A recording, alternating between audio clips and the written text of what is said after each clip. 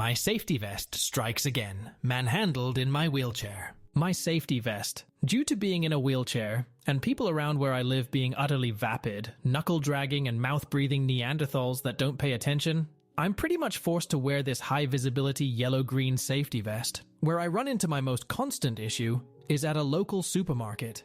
It's owned by Kroger, but locally we know it as Fred Meyer, or Fred Meyers.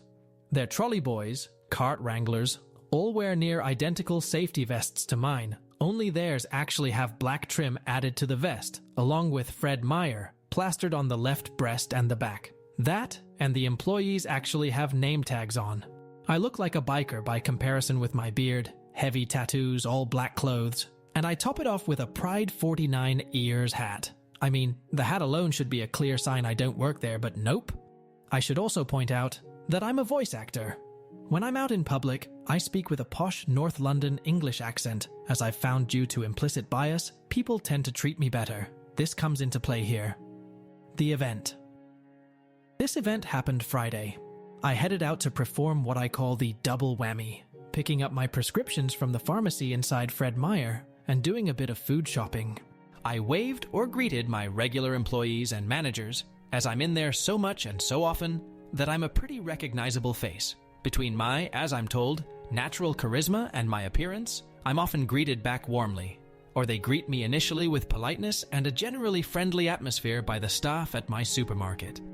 I had wheeled my chair into the soup aisle. There were so many delicious options that I couldn't decide on what to get. I can be a bit indecisive, and trust me when I say never shop hungry.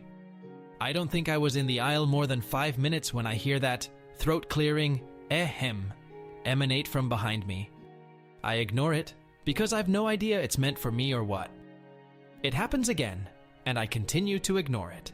That's when this lady grabbed the handles on my wheelchair and spun me around. It took every ounce of effort not to turn and swing on her because I had no idea who she was or her intentions, but obviously she had no qualms over grabbing someone's wheelchair and maneuvering them against their will. Before I could say a single word, our Karen in this situation starts to shout, "Hey, when a customer is trying to get your attention, you don't ignore them. I have been trying to get your attention for minutes now. She hadn't, and I don't like your attitude." I take a deep breath and do my best to unclench my hands from the armrests of my wheelchair. "Madam, I am sorry if I've offended you. I wasn't. But I must inform you that I was cut off. Due to my mental quirks and conditioning as a child, anytime I'm interrupted, I get shut completely down and I can't speak till the other person stops talking, so I went silent. I don't want to hear any of your excuses. Just because you're in a Fung wheelchair doesn't mean you can get away with being an inconsiderate asshole. The world doesn't revolve around you. That's rich. And there are other people in the world far more in need than you.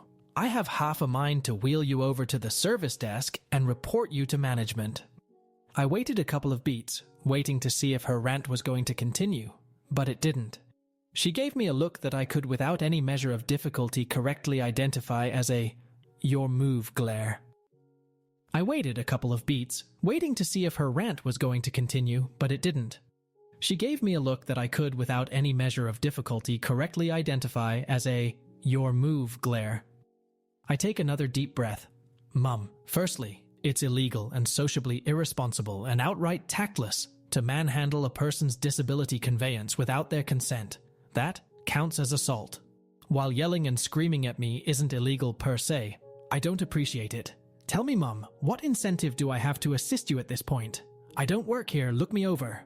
I don't have a name tag on. I'm in black jeans and t-shirt with a Gay Pride 49 hours hat on that clearly isn't uniform.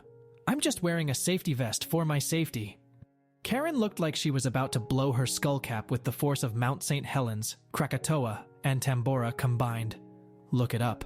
I honestly don't remember what she said next. It was something about the typical, "how dare you," stacked with her rant about disabled people, always thinking they can get away with anything just because they're crippled. That was when she lived up to her threat. She stepped around me, grabbed the handles, and began to push me. I was so bewildered that I froze because I never in 1,000 years would have thought she would actually do this.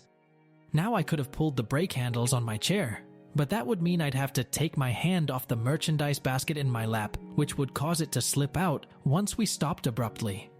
Top that off with the fact Karen would smack into my back and the back of my head, and I didn't want that.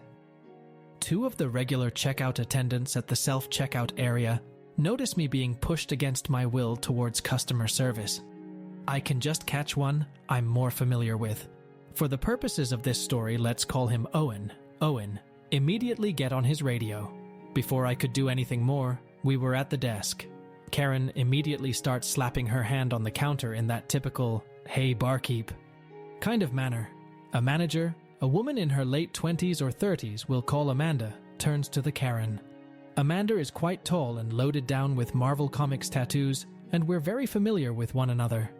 Karen launches into a full-blown tirade, accusing me of this, that, and everything from incompetence to an all-out disregard for customer service.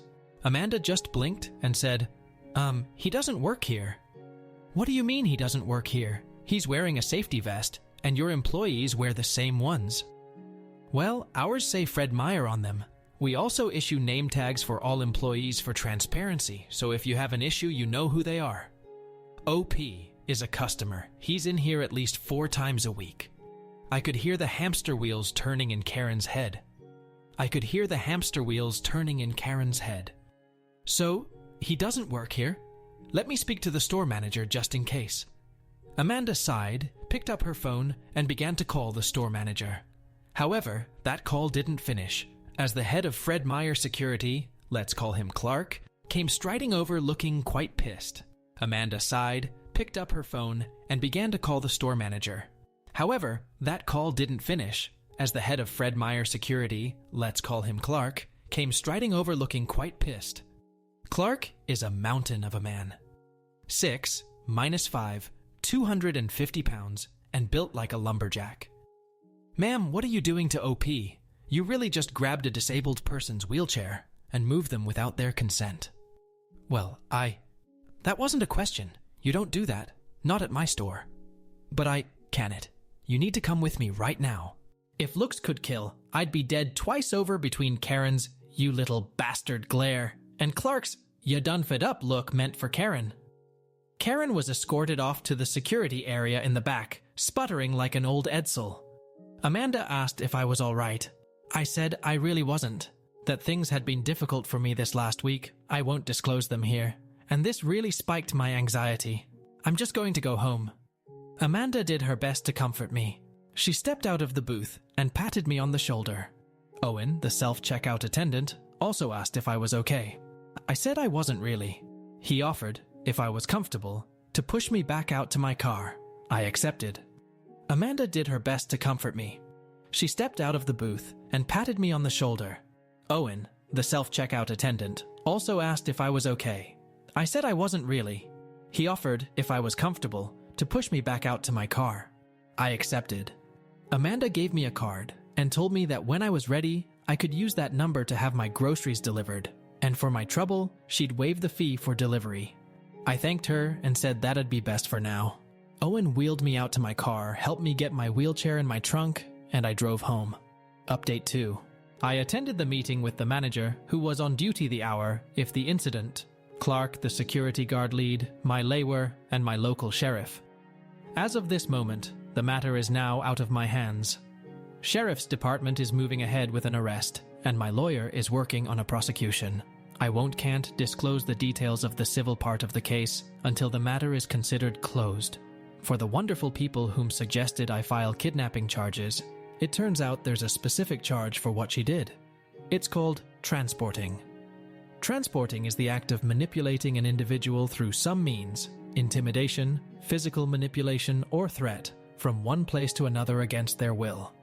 In my area, kidnapping requires a prolonged detention, as she ultimately pushed me to the kiosk, then let go of my chair.